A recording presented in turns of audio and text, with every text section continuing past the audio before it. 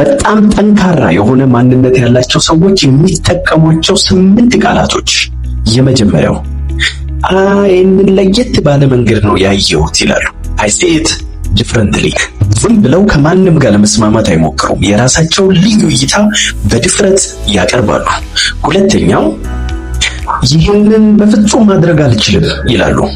No, I can't do that። ወይም ዝም ብለው ማድረግ የማይፈልጉትን ለሰው ብለው አያደርጉም። አይ ይሄን ማድረግ አልፈልግም ብለው መናገር ይችላሉ። ሶስተኛው ግዴለም በእኔ ተማመን፣ እኔ ላይ ቁጠረው ይላሉ።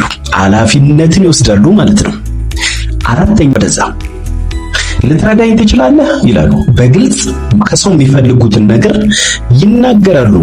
ለመረዳት አይፈሩም። ብዙ ጊዜ እርዳታ ለመጠየቅ የሚፈሩ ሰዎች የዝቅተኝነት ስሜት ያለባቸው ናቸው። ነገር ግን ጠንካራ ሰዎች የሚፈልጉትን እርዳታ በግልጽ ያስቀምጣሉ። አምስተኛው I understand ይላሉ። ይህም ደግሞ የሌሎች ሰዎችን ስህተት ይረዳሉ። ፈራጆች ነቋሪዎች አይደሉም። ይገባኛል፣ እረዳለሁ። I understand የሚለው ቃላቸው በጣም በተደጋጋሚ ይመጣል።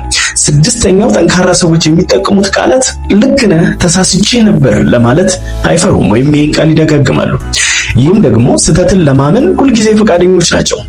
ግትር ብለው ስህተታቸውን ለመደበቅ አይሞክሩም። ነገር ግን ልክ ነው፣ ተሳስቼ ነበረ ይላሉ።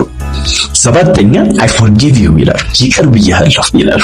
they know ሰው ደካማ እንደሆነ ራሳቸውም ጭምር ለሰዎች ይቅርታ ማድረጋቸው ራሳቸውንም ያንንም ሰው ነፃ የሚያወጡበት መንገድ እንደሆነ ስለሚረዱ ግግም ብለው በጥላቻ በኩርፊያ አይጠፉም። ይቅርታ ያደርጉልሃል፣ ነገር ግን ግንኙነታቸውን መልሰው ያስቡበታል። በመጨረሻም 8ኛው ታንኪዩ ይላሉ። አመስጋኞች ናቸው። አንዳንድ ሰው ምንም ብታደርግለት ይሄን ቃል ከሱ ልታገኝ አትችልም፣ እርዳታን እንደ መብቱ ይቆጥራልና ነው።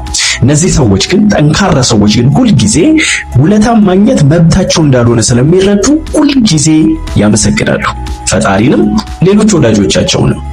እናንተ ከዚህ ውስጥ የምትጠቀሙት የትኛውን ነው?